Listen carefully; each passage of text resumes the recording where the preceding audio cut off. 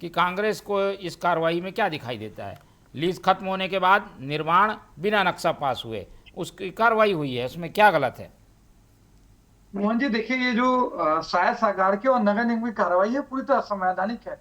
अगर कोई भी निर्माण अनियमित है या लीज रिन्यूअल नहीं हुई है तो ये नगर निगम का नियम कहता है किसी व्यक्ति को 3 बार नोटिस दिया जाता है, उसके जवाब को सुना जाता है, उसके बाद अगर कोई संवैधानिक नहीं हो पा रही चीजें तब जाके बुलडोजर की कार्रवाई की जाती है।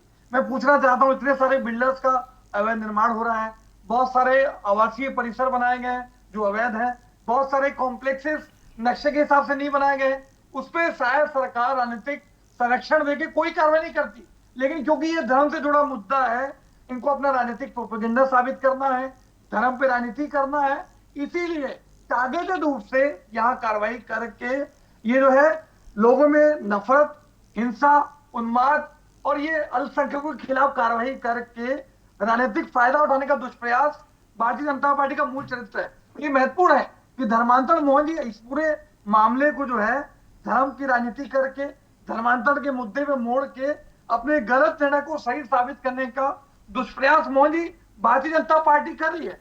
देश के संविधान और कानून का सबसे बड़ा संरक्षक है माननीय सुप्रीम कोर्ट। सुप्रीम कोर्ट ने स्पष्ट रूप से कहा और इसके जो निर्णय आया वो स्पष्ट रूप से दिखता है कि भारतीय जनता पार्टी के नफरत फैलाने के बुलडोजर पे उन्होंने हथौड़ा चलाया। उन्होंने ठीक। स्पष्ट रूप से कहा केंद्र सरकार और राज्य सरकार बुलडोजर का दुरुपयोग कर रही है, बिना संवैधानिक प्रक्रिया के राजनीतिक फायदा उठाने के लिए बुलडोजर का दुरुपयोग किया जा रहा है।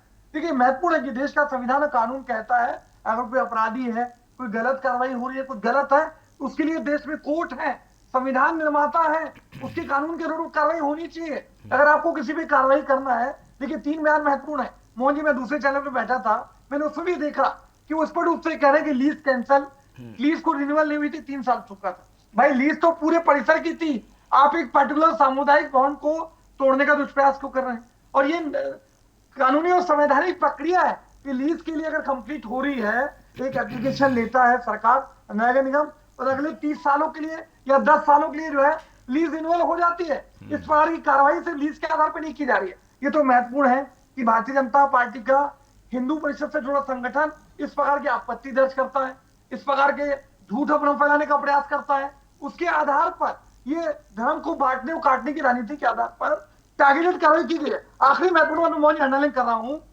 शायद सरकार के लिए और ठीक। केंद्र की मोदी सरकार के लिए धर्मांतर तो एक राजनीतिक हथियार है। मैं पूछना चाहता हूं, जब 3 अगस्त 2006 को छत्तीसगढ़ में रमन सरकार के समय धर्मांतर के खिलाफ पूरा विधेयक तैयार था, आपने 12 साल तक 2006 से 2018 आपकी रमन सरकार रही, आप उसको पारित नहीं करते।